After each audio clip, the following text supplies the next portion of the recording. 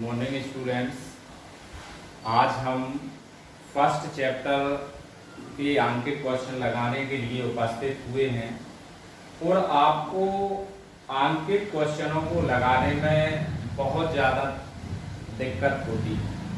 तो इसको आप जब थ्योरी बहुत अच्छे से कर लेंगे तो इसके अंकित क्वेश्चनों को सॉल्व करने में कोई परेशानी नहीं होती है। इस चैप्टर में आपने देखा है कि हमारे लिए 3 सूत्र दिए गए हैं। पहला आपका कौन सा सूत्र है? F बराबर R/2। अब इस सूत्र से संबंधित हम क्वेश्चनों का यदि आकलन करते हैं, कितने तरह से क्वेश्चन बन सकते हैं। आपका एक क्वेश्चन बन सकता है, पहला टाइप, फर्स्ट टाइप। क्या बनेगा? आपको त्रिज्या देगा और आपसे फोकस दूरी निकालने के लिए कहा जाएगा। एक तरह का क्वेश्चन हो गया। दूसरा, फोकस दूरी आपको देगा, और आपको वक्रता त्रिज्या निकालने के लिए कहा जाएगा। 2 टाइप हो गए।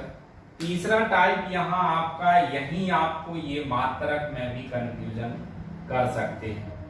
आपका मात्रक मीटर में दे दिया, आपसे सेंटीमीटर में कहेंगे, सेंटीमीटर में दे दिया तो आपसे मीटर में कहेंगे। ये तो था इस सूत्र से संबंधित क्वेश्चनों को बनाने का तरीका। दूसरा आपको यहाँ ध्यान रखना है कि यदि अवतल दर्पण दिया है तो उस स्थिति में त्रिज्या कैसी होगी? माइनस में। फोकस दूरी भी कैसी होगी? माइनस में। और यदि उत्तल दर्पण है तो आपको ध्यान रखना है कि वक्रता त्रिज्या और फोकस दूरी दोनों धनात्मक रहेंगे। दूसरे तरह के क्वेश्चन पे आते हैं। अब आता है आपका सूत्र 1/f बराबर 1/v प्लस 1/u। इससे कितने तरह के क्वेश्चन बन सकते हैं आपके? यहां आपको ध्यान रखना है कितनी भौतिक राशियां हैं? 1 2 3। 3 भौतिक राशियों में से आपको हमेशा क्वेश्चन में 2 भौतिक राशियां दी जाएंगी। आपसे 2 भौतिक राशियां दी जाएंगी। आपसे v और u दे दिया, आपसे क्या कहा? f ज्ञात कीजिए। आपको u और f दे दिया, आपसे कहा v ज्ञात कीजिए। आपको f और v दे दिया, आपसे कहा उन्होंने u ज्ञात कीजिए। 3 तरह के क्वेश्चन आपके बन गए। अभी इस सूत्र से ही 3 तरह के क्वेश्चन बने। अब आपको वो कंफ्यूज कहां कर सकते हैं? आपसे क्या कहेंगे? आप एक सूत्र ऊपर पढ़ चुके हैं। अब आपको वो क्या दे देंगे? u दे दिया, वक्रता त्रिज्या दे दी, आपसे उन्होंने क्या कहा? फोकस दूरी ज्ञात कीजिए। अब उसी में उन्होंने ऐड कर दिया e, फोकस दूरी ज्ञात कीजिए। दूसरा उन्हीं ने ऐड कर दिया प्रतिबिंब की दूरी ज्ञात कीजिए। तो से 2 तरह के क्वेश्चन हो गए। 1 2 3 1 4 हो गया। अब इसमें से उन्होंने v दे दिया, r दे दिया, आपसे फिर फोकस दूरी निकालने के लिए कहा और u निकालने के लिए कहा। अगले में उन्होंने आपको u v का मान दे दिया, वो आपसे फोकस दूरी निकालने के लिए कहा, लेकिन साथ ही उन्होंने क्या कह दिया कि वक्रता त्रिज्या भी ज्ञात कीजिए। तो इस तरह से आपको ये ध्यान को सूत्र को समझना है। फॉर्मूले पे आप जो भी आपको फॉर्मूला गिवन है उसमें कितनी क्वांटिटी है, उन क्वांटिटीज को हम ले रहे हैं। तो 2 आपकी 3 क्वांटिटीज हैं तो 2 दी जाएंगी, 2 है 4 हैं तो 3 दी जाएंगी। मतलब आपका ये निकलता है कि कहीं ना कहीं आपको प्रत्येक क्वेश्चन में 2 भौतिक राशियां या 2 क्वांटिटीज के बारे में वैल्यू आपको दी जाएगी और आपको आगे कुछ और निकालने के लिए कहा जाएगा। अब आपको समझना है दर्पण की स्थितियां कैसी रहेंगी।